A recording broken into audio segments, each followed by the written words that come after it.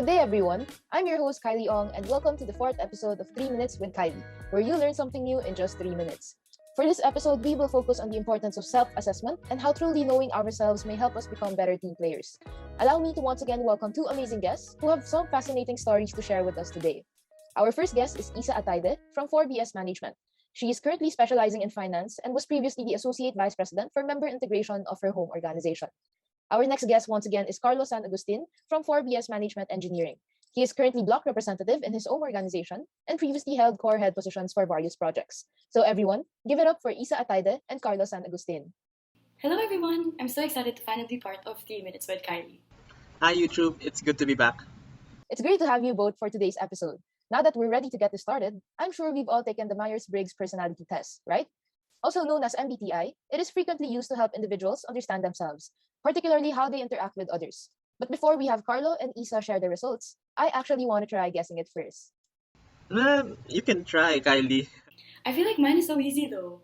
Alright, so basing it on your guessing before on our show, first off for Carlo, since he is outgoing and friendly, I would guess that he is an ESFJ. While for Ysa, seeing how she is very outgoing as well, I would say that she is an ENTJ. You're not far off actually, because I'm actually an ENFPA, or that's commonly known as the campaigner. So you did get the outgoing and friendly type right, since campaigners are usually described that way.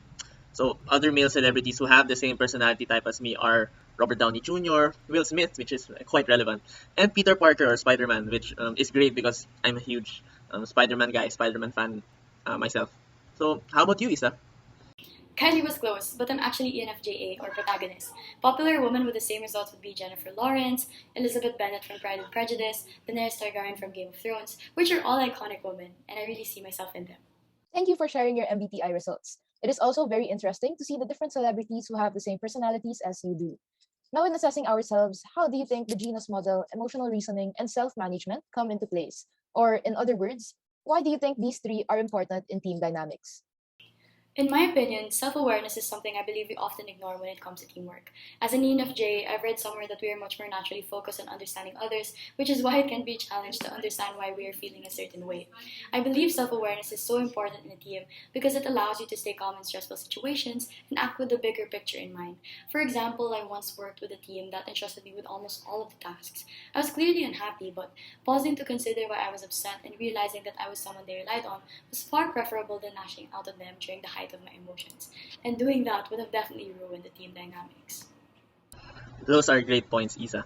And I'd actually like to discuss emotional reasoning since we're on the topic of our MBTI personality types. So as an ENFPA or a campaigner myself, I lead team conversations and discussions at times, and I try to actually quote-unquote feel out the responses of my teammates. So for example, when I know that I have extroverts on my team, I try and anchor onto them to try and move the discussion along and bring out insights from the introverts, especially when I feel like those introverts or the latter feel left out.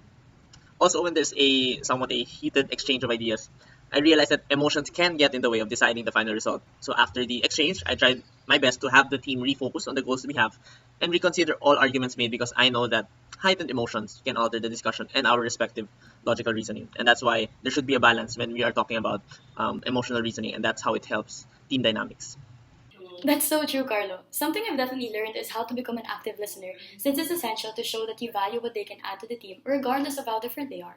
As someone who has worked with a lot of freshmen, demonstrating that I genuinely listen to their ideas despite the large number of upperclassmen present really encouraged them to participate more actively in future meetings. Agreed, Tisa. I think ultimately, even in a team setting, self-management in general is still vital. Because in teams as a part of a bigger collective, I always benefited in being able to control and manage my emotions. So for example, when I'm in a team whose members I'm not too familiar with, high emotional control is important because each other's respective styles and tolerance of each other are still not familiar. So not only will self-management be appreciated by yourself or myself, but by your peers as well. Thank you so much for sharing your wonderful insights with our listeners today, Carlo and Ysa. I totally agree that assessing oneself is truly important and how the genus model is one of the tools that can be used to measure the team's behavior. And with that, I guess that's a wrap. Once again, I'm Kylie Ong, and that was 3 Minutes with Kylie. Don't forget to like, share, subscribe, and hit the notification bell to stay updated with our new videos. Give this video a thumbs up if you loved today's episode, and feel free to leave a comment down below if you have any interesting topics you want us to tackle. See you in the next episode!